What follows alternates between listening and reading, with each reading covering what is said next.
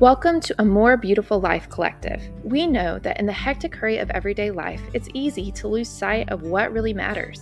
This is a moment to pause and realign your focus on the one who gives us peace and rest. We are focusing on discipleship, productivity, and homemaking as we live with eternity in mind. This is the place where you'll learn to create a life you love and cultivate your heart for God. Hello and welcome to A More Beautiful Life Collective podcast, Season 1, Episode 7. Don't forget to subscribe wherever you're listening and leave a 5-star rating and review to help people find this podcast. Also, you can visit the blog to read more God-centered content and to subscribe to the monthly newsletters. This episode is brought to you by the Guthrie Grove Pickleball Club. Each week, the club meets for fellowship and friendly competition at the Williamson Springwater Park on Mondays and Thursdays at 6:30 p.m. Pickleball is a great exercise and it's easy to learn. You can check out the blog for our pickleball power rankings and see if you'll make it yourself. Come join the fun. Now on to the episode. So we've been talking about habits on the podcast, and we've been focusing on different areas where we can include habits into our lives that can lead to a spiritually vibrant life. Much of the habits that we've been focusing on have been focused primarily on our individual lives. But as we discussed in the last podcast, our habits don't occur in a vacuum. Each of our actions impacts someone else. We have to be aware of the impact of our actions, and we need to consider how we can create habits that will trigger growth and goodness in the lives of those around us. So, in the last podcast, we talked about why we are all homemakers. It doesn't matter if you're a man or a woman, you are creating a place where you are creating home, and you're doing that in your own context. Your goal should be to make a home that reflects the gospel to those around you and points them towards God. Your home allows you to give glory to God. So today we're going to build on that, and we're going to consider rhythms and routines that your individual home can include as a family unit. Now, these are not personal spiritual disciplines, though you see how some of these disciplines are related to the habits of spiritual disciplines that we've talked about earlier in the podcast. Importantly, these two things work together, hand in hand, to create a deep, long-lasting relationship with God. We need both these communal practices and these individual practices of discipleship, worship, and fellowship. And you may find that you prefer one or the other. You may lean towards Bible reading and prayer on your own, but it may be a struggle for you to connect in Bible study or prayer with other people. Or you may feel like the opposite. Maybe you love going to church, you love doing worship, but you really struggle with being daily committed to that quiet time. But regardless of if you prefer one side or the other, if you do that, you'll have a lopsided view of God. Your relationship with Him won't be as rich as it could be if you facilitate both in your life. And so, what we're going to be doing as we talk about these communal habits is we're going to be focusing on 3 habits that you can include in your life today to create a spiritually vibrant home for all those in your household. And these habits are going to, they fall under a big bracket of how you can connect with your family. But what they include is a daily common meal, family devotions, tea times, and regular celebrations and family traditions. And so, what we're going to be doing today is just focusing on family meal times. And then in the next podcast, we're going to discuss these other rhythms, routines, and habits that will help you to create this home that points others to Christ. They're going to create this rhythm of remembrance in your family that builds your family culture and it draws you closer to each other and to God. So, like I said in the last podcast, everyone can benefit from adding these habits to your life. You don't have to have a spouse and 2.5 kids to create a life giving home in your life or to have these life giving habits in your life. I think actually it's better to start them now in whatever context you are in, because I think that just like with the habit of reading your Bible and daily finding time to pray or anything like that, if you start now, you're going to be able to build this habit and this routine, and it's going to become deeper and more consistent if you make it a priority and then set a system in place to make it a repetitive routine in your life. You'll find that the longer you have the system, the easier it will be to continue that system through the disruptions in your life. As anyone who has kids will tell you, things don't get easier when you have kids, it just gets harder. Things don't get easier as you get older and you get married, it just gets harder. So if you have these routines now, then later on, whenever there's a major disruption in your daily routine, like having a newborn or something else, it'll be easier to follow. It's easy to let all your habits go out the window sometimes if they're not very strong and if you're not very consistent in them. But it's important to have a strong system already in place so that you will continue to follow it, even if you have to kind of strip it down to the basics for a time. I was recently reading a fiction book that described a really broken father who had been an addict at the time of his birth. In the novel, he was ashamed to go and see his daughter and his wife because he didn't want to be the father who was a deadbeat dad. So he just never showed up. And finally, after went through rehab, he succeeded with it. He held his daughter in his arms, and this was months after she was born. In the book, he said this line: "I knew then that I didn't need to be perfect. I just had to continue to work towards this best version of myself so that I could be the best father that I could be right now. And as long as I'm working towards that best version of myself," he knew that he was going to do all right. And I think that this is true for us as well. We have this image in our minds of what it means to be a good Christian, or a mom or a dad or a sister or a brother or a daughter or employee or a boss. And sometimes we beat ourselves up because we don't reach this ideal. And we beat ourselves up so much that we end up not trying. We stop trying.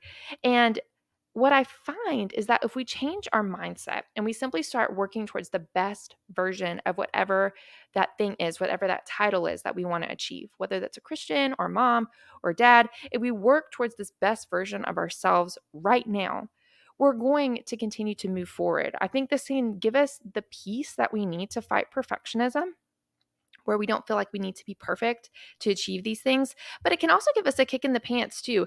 If you look at your life, are you working towards being the best version of yourself right now?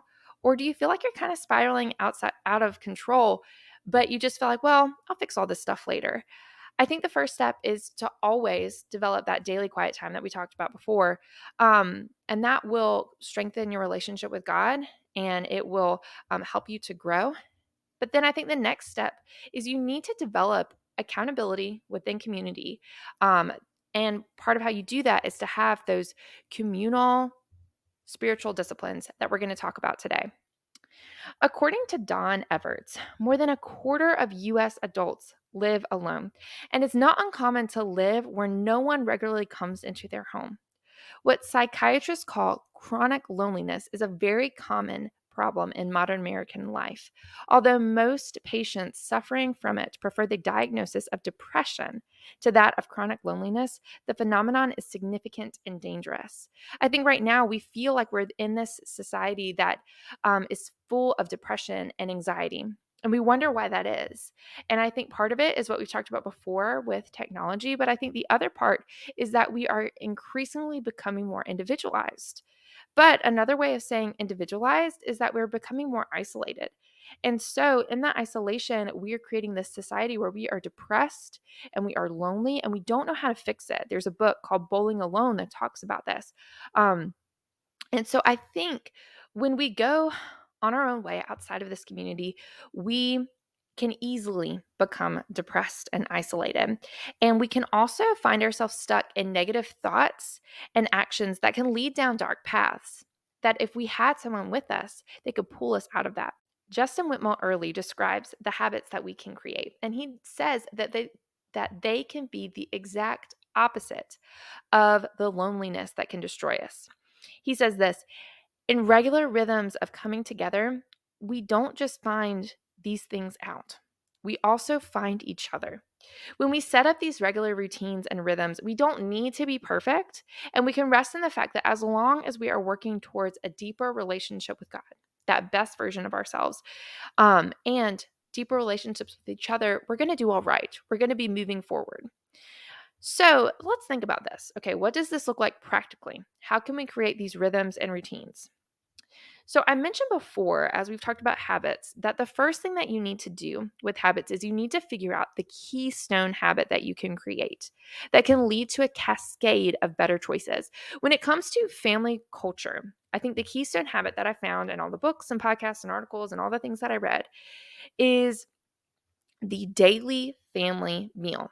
In both Habits of the Household and Spiritually Vibrant Home, that book by Don Everts, the authors emphasize a daily family meal. They write, numerous studies have linked family meals to all sorts of positive family outcomes, from better academics to better behavior and reduced drug and alcohol abuse. They've also heard the thing that most Rhodes scholars, the thing that they have most in common was that their families ate together. Don Everts found in his study of Christian households that the families who were spiritually vibrant shared one amazing thing in common. They had loud tables. In fact, Sally Clarkson has also talked about this, and she credited her mealtimes as the thing that led to spiritual vibrancy in her children. She states that they were loud because they discussed and debated great ideas from religion, philosophy, art, books, and they couple that with their frequent read alouds. Her kids are all still Christians, and many have become writers and authors, speakers. They have degrees in theology and music and a lot more. And so she wrote a book about this, and she called the book The Life Giving Table. And it describes why family mealtime is so important to discipleship. So, taken from all the books that I've just mentioned, here are some ideas why mealtime is crucial and what it can show us about ourselves and about God. So, first, eating, it cultivates several different things in our lives. Obviously, we need to eat food to live. But on top of that, we learn several things that are kind of deep theological truths um, about ourselves and about how we relate to the world around us and to God. So, first, eating cultivates a sense of presence between those around us and ourselves. So, while we're eating, we are physically present and we have to be physically present. And so, generally, we're not thinking about our to do list and our phones. We're not trying to be a million places at once. We're grounded. Eating can be a grounding process. We're here, we have to be present, and we have to be human. And some of the reasons why is what we'll get into. So, first, eating cultivates a sense of dependence on God. So, I think in our modern age, we are constantly trying to be our own God. And due to technology, sometimes we think that we can actually do that. But just like the engineers of the Titanic, when we attempt to spit in God's face and say, "No, you know what? We got this. We're better than you," and exalt ourselves over Him, we might find our ship sinking. And so I think eating puts us back into our place. Much of what we eat is outside of our control. I think sometimes in modern life, we try to act like we have everything under control. And because of our abundance, we may feel like that sometimes. But really, none of that is true. It's really just a facade. If you've ever grown a garden, you know how there are trials and tribulations where things uh, just don't thrive. And it's because we can't make it thrive. I started some seeds this year. I probably started like 50 seeds. And out of all those 50 seeds, I think I had like 3 plants. I don't even know if any of my vegetables actually survived because I could do a little bit. And some of the stuff I did very wrong, which is why they didn't do well. But, God makes it grow. And so I think we have to daily remind ourselves of what gives us sustenance. I think Jesus emphasizes this in the Lord's Prayer whenever he says, "Give us our daily bread." We need to know that we depend on God. And I also think that this helps us to understand our need of food and our subsequent dependence on God as a physical reminder of our need for our spiritual food. I think there's a reason why, Jesus says, "This is my daily bread," is to do the work of his father and to also have this scripture. And so I think that us acknowledging our need for food, we are also reminding ourselves of our need for God. Eating also, in addition to this, it cultivates a sense of dependence on each other. So I follow quite a few homesteading blogs and groups and stuff on Facebook. And after COVID-19 and all of the fallout with that, I keep seeing more and more people saying, "You know what, we need to be self-sufficient and self-sustaining." And so I think that, really they're taking up this old American call. I think it was Emerson or something that said that we needed to be self-reliant. But I think in some ways, that goes back to this isolationist idea. It's kind of the opposite of what I'm talking about here. I think if we like it, I think it's good to grow your own food because it shows you your dependence on God, that you are not in control of anything. But I think wanting to grow your own food to say, "Hey, I don't need to rely on anybody," I think that's foolhardy. I don't think that's a good goal. Um, I think it's important to practice sustainable practices, but I don't think it's realistic to say that you can make everything yourself. I think nobody in society has ever been able to do that. And if you try to do everything yourself, you're going to end up going without some things because there's just no way that you would have enough time to do that. Even if you had the skill to do it, you don't have enough time to make all your meals and all your soap and clothing and shelter, not to mention other things like entertainment. Try to make that on your own. You would just go without that, or other entertainment. Uh, I think what we need to recognize instead of this goal, pursuing this goal of self sufficiency, is we just need to recognize that we live in a village, that we have to rely on other people to help us to get our food. And that's a good thing. It's a good thing to be in community because I think our food, our table, what we have on the table, is another symbol of this unity and diversity, a symbol of God and of the church, that each of us have these gifts that we can contribute to the table. And we all have to contribute it to the table so that we can eat. But each person is unique in their abilities and their capabilities. And that uniqueness is also beautiful. I think, we could think about this globally or locally as people produce certain things and have certain jobs. But you can also think about this as your children have these jobs. I think it's good for them to see that everyone has to contribute to a role. I was listening to something and it was talking about how people in other countries, raise their children. And one of the things that they talked about is that their kids needed to have a job. And so they actually don't praise their kids. What they do instead is they just kind of expect them to help out around the house. But in doing that, they are basically, the kids feel like they are capable. Because they feel like they're capable, they get the intrinsic satisfaction of that. I think we can think about this with our table. We should expect our kids to cook and clean and contribute to the table.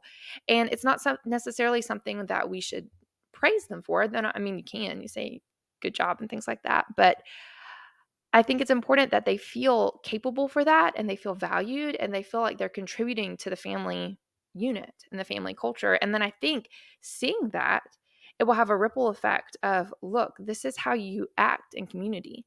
You never just expect that you are going to get something. Instead, you have to give something back. You recognize your need for community and you also recognize this need to serve other people. In addition to this, eating cultivates our sense of dependence on creation. Obviously, I think it makes us more mindful of where our food comes from, of the work that goes into our food.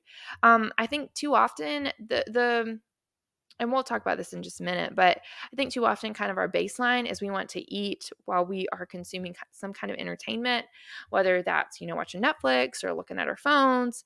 But I think if you just sit in front of the TV every night and binge watch a show while you eat, you can finish a whole meal without like really tasting anything. And I think the same goes for meals on the go. Like if you're driving in a car, you can eat everything and you're getting, the nutrients or the calories, but you're not really enjoying it. And sometimes that's necessary. If you're car schooling or if you're going and you're the carpool person as you go from work to home to sleep and then back again. But I think that mindless consumption, it can really lead, I mean, obviously to physical problems, but it can also lead to just negative problems for the family as a whole if you're mindlessly consuming things and you're never stopping to really be thankful for that thing. So I think part of what I find as I look through all of this is that what you need to do with your family is you need to be mindful and intentional. You also need to be cultivating a sense of gratitude for God, for your community and family, and the gifts God has given you from the earth. I think of that, one of the lessons I can learn from how we deal with creation is the stewardship that we need to have. So every part of how we view our food, you can take a larger life lesson from that. I think we recognize that entitlement is a big problem for our youth and ourselves, honestly. And so part of this entitlement is that we never have never needed to be uncomfortable about anything. Whatever we want, whether it's Chick-fil-A or ice cream or hot Cheetos, I can get it on my phone in less than 20 minutes with DoorDash or Instacart. And we feel like with everything at our fingertips, we stop feeling grateful for what we have and we feel like we deserve it. And once we feel like we deserve it, then it feels like it's something that is necessary for survival. And we assume that we cannot live without it. And so I think these family meals, they help us to pause and be grateful for these things, be thankful for these things, to know that we don't deserve these things, but they're good gifts from God. And so it helps us to live with gratitude and with mindfulness in our lives.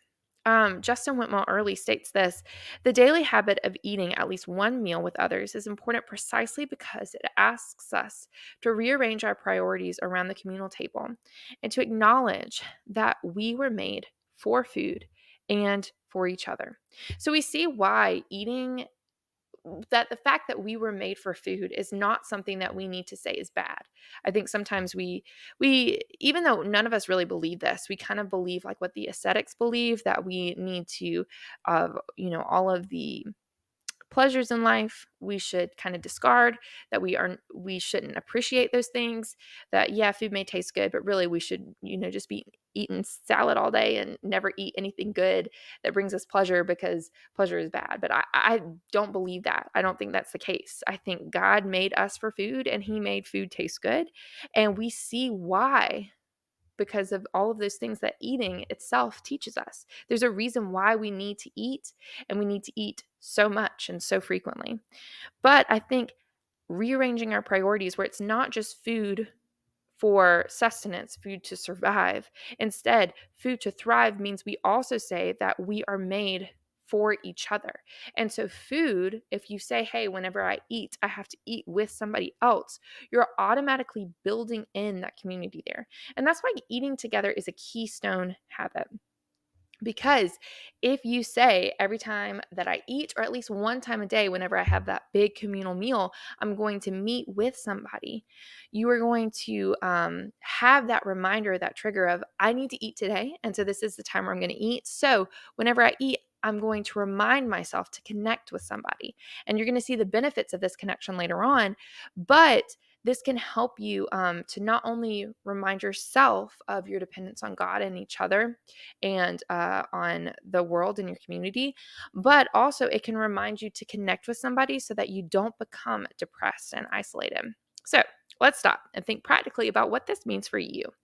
Remember, even if you live with just your spouse and have no kids, or you live with roommates, or you live alone, you can always work towards having a meal with someone. You might just have to get creative. So your meal could be with coworkers. In fact, while I was working, my daily meal at lunch with my coworkers, even though it was like 2 minutes long because I was a teacher, it was the highlight of my day. Or, for you, it could be with a friend or a family member that you get together with. You may find that something like this needs to happen like once a week. If you live alone, you may not be able to get together with someone every day, but you could say, once a week, I'm going to try to get together with someone and have that meal, or maybe a couple times a week. Just like he said, Don Everts, he said that some people never have people come into their homes. We're going to talk about hospitality in a future podcast, but this is something where if you do live alone, think about how you can work to connect with somebody. But I think especially if you live with roommates, it's important to try to get together with them. So even though, I'm thinking of this and I'm thinking of young families because that's my situation, I definitely think that you could also have this in your life, even if you are not in the same situation as me. I think the goal is to be working towards the ideal, but it's never a rigid requirement. So the ideal in this situation is a daily meal, but it's never a rigid requirement that you have to eat at the table every day. It's just a goal. So, how can you make this happen? Number one, you need to get to the dinner table. First, you have to assess where you're currently at with your family mealtime routines. What do your current daily meals look like? Do you normally have at least one meal that you eat with your family? Or do you feel like your ship's passing in the wind where everybody's going on their own way and you never really eat with them? Are your family meals normally around the dinner table? I think one of the best ways that we can determine this habit is by Tiny habit. And so I think the tiny habit with this is to get to the dinner table. So one time, a designated time each day. You establish the time and place of where you're going to have dinner. Or I've heard some people, especially if you homeschool, you have more of an opportunity to do this. But if you're working after school, or your kids are working, or if you find that you get home really late, you may want to do this for breakfast, or maybe lunch, or if you're doing a once a week kind of thing, working up to a daily meal, maybe you would choose like Sunday dinner. But you need to establish a time. So let's say for us, we're going to say dinner, but again, you could say, no, we're going to do breakfast together. But you say, okay, every day at 6 o'clock, we're sitting at the dinner table, no questions asked. Or maybe it's 6:30 or 7. And so you haven't determined anything else, how long you're going to be eating, what you're going to be eating, but you're just sitting at the dinner table every day. And there you can work on some other areas of your family mealtime. It could be that you're having mac and cheese every day or ramen every day, but you're just sitting together and seeing what happens. And I think if you start that habit and you make that a rhythm and routine in your life, you'll find that it's easier to make it longer and more complicated as time goes on. I think the second thing is you need to limit the devices.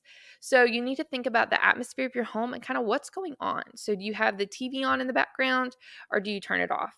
I always think of the story of Matilda with this. So she lived, it's the Roald Dahl novel Matilda. And so she lived with this family, and every night she had TV dinners. And if she tried to talk or tried to do anything else, they would like yell at her.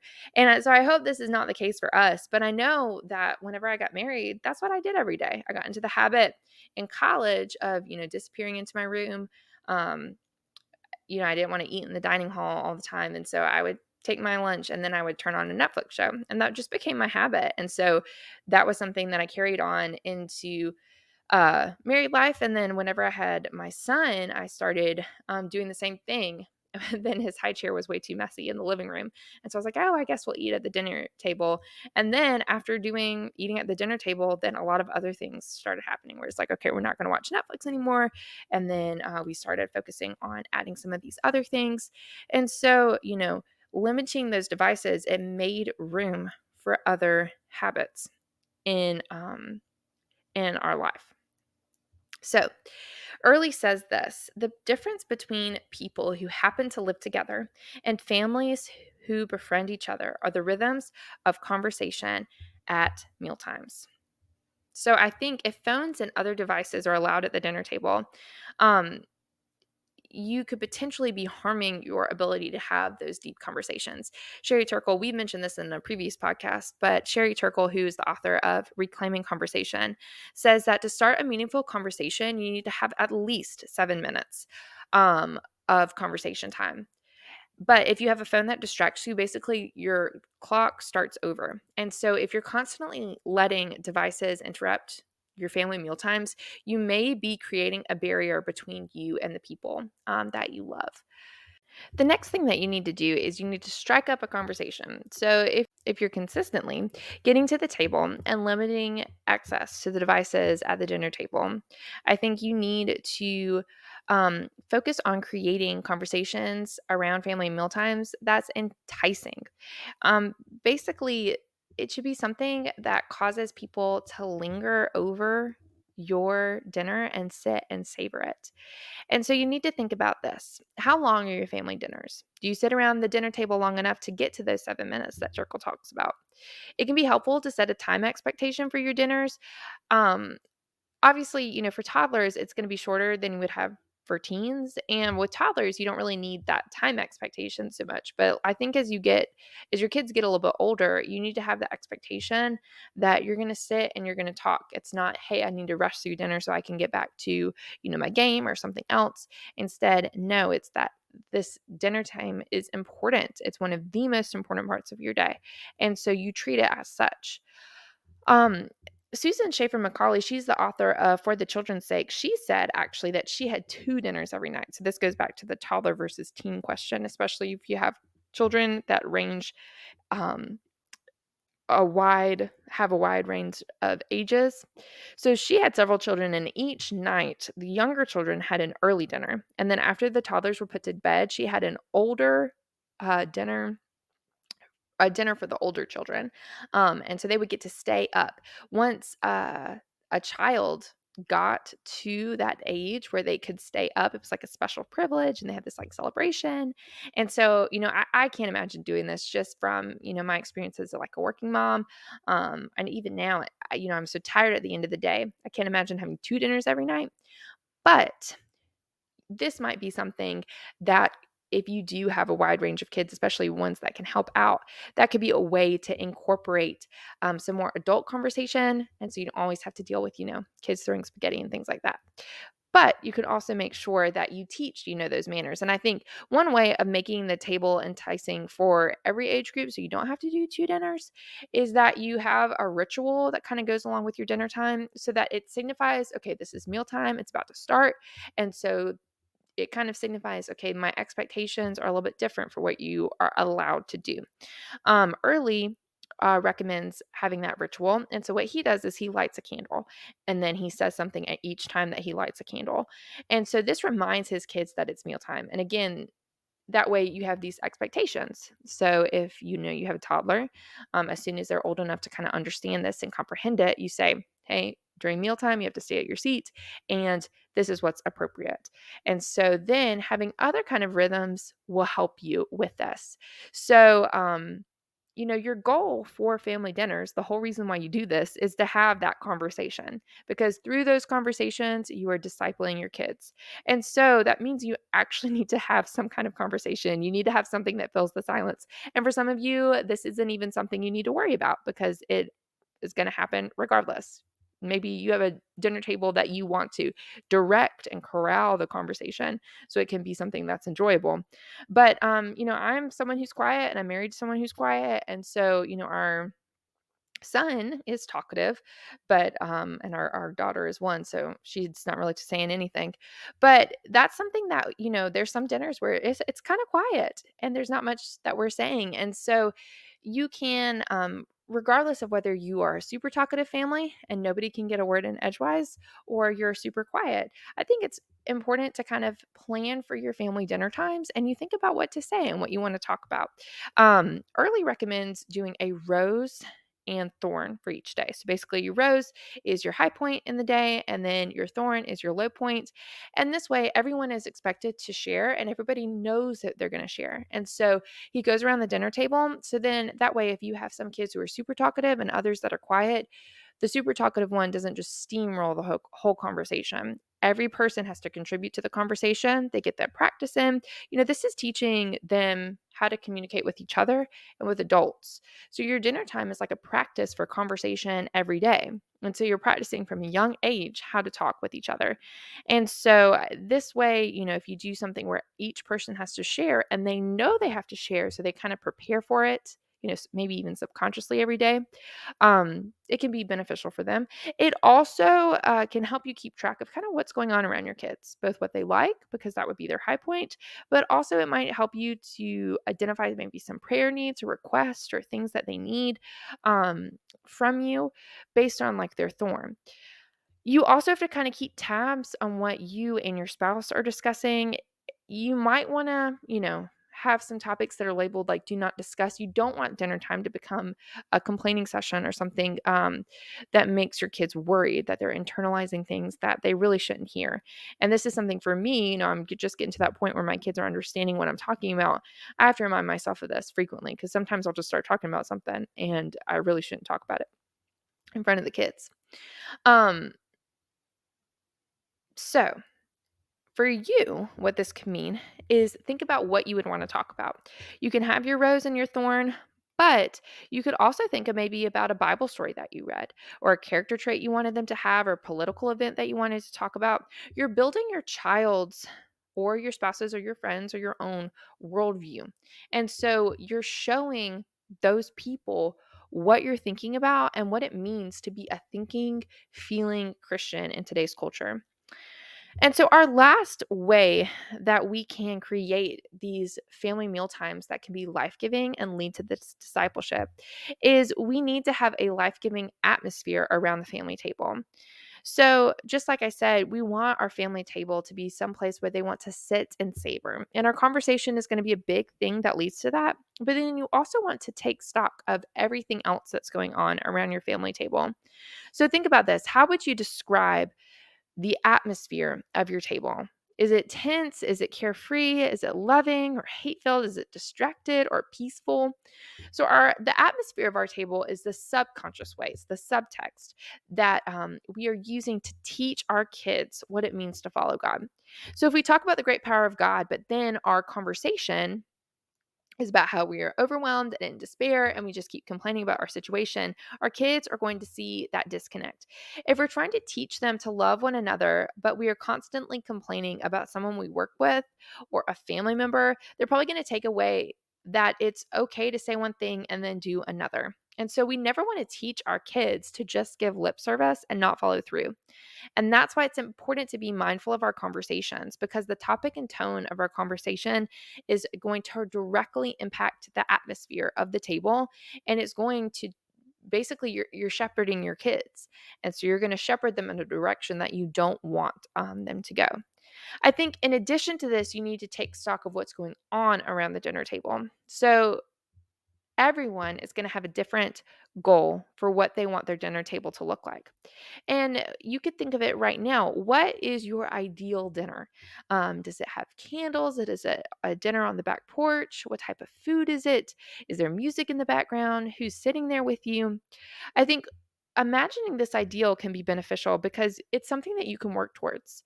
Again, depending on your situation, you might not have steak and lobster every night if you have a toddler.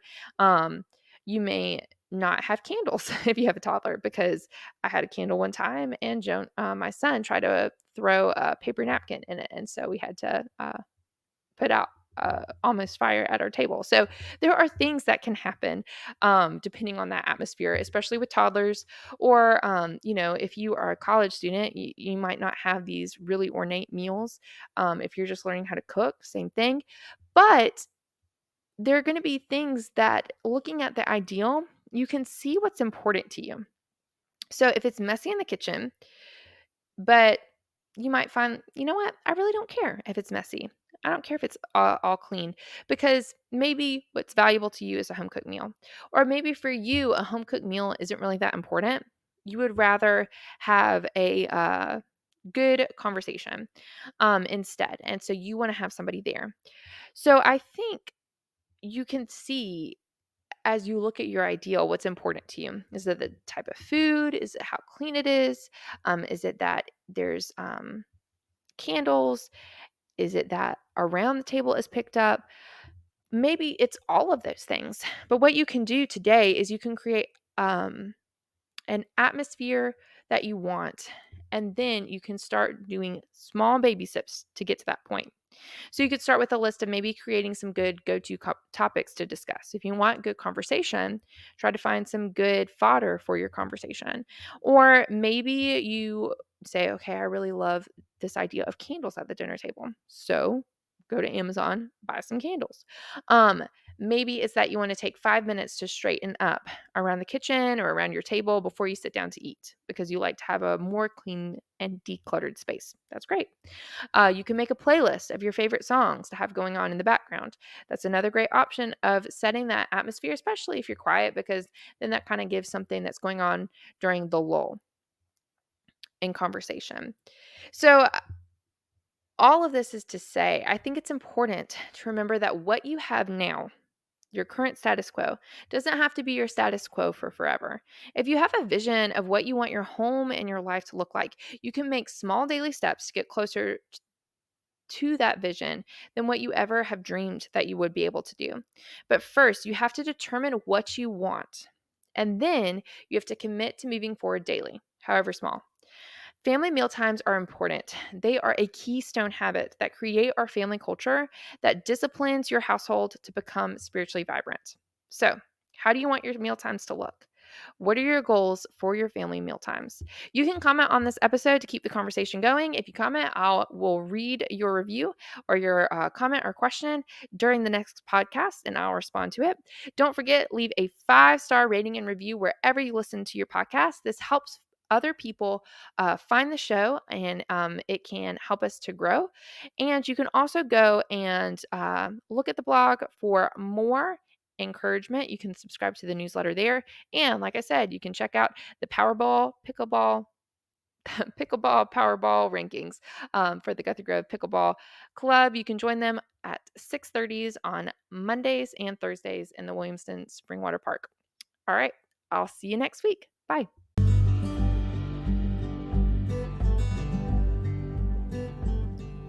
Thanks so much for joining me at a More Beautiful Life Collective podcast. I hope you go and create a life you love and cultivate your heart for God. I'm Casey Fletcher, and I hope you join me next week.